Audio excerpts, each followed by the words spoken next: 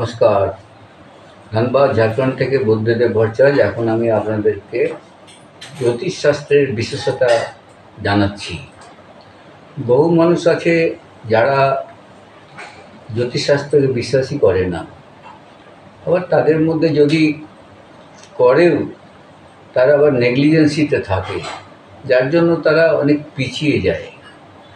আবার প্রচুর মানুষ বলে ভাগ্যে কী আছে সে তো আর জানা যায় না, কিন্তু এটা ভুল কথা। জন্মের সময়ই পাশ্চাত্য জন্মের কর্মফল হিসাবে সব কিছুই উপরওয়ালা লিখে দেন। সেটা জানতে হলে সঠিক ভালো জ্যোতিষের কাছে আপনারা জন্ম সময়ের কেবল বিবরণটা নিয়ে যান, এবং যেটা যেটা জানতে চাইবেন সেটা উনি আপনাদেরকে জানিয়ে দিবেন এবং তার প্রতিকারও জানিয়ে দিবে।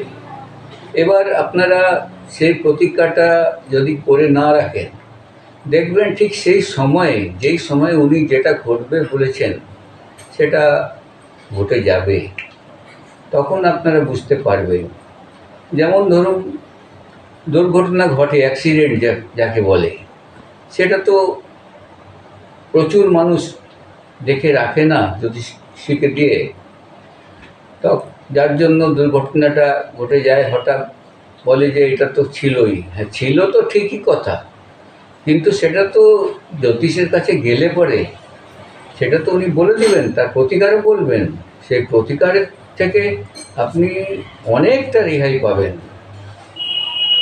আজকে আর বিশেষ কিছু বললাম না, আগামী দিনে আবার কিছু বলবো। সকলে আপনারা কুশলে থাকুন।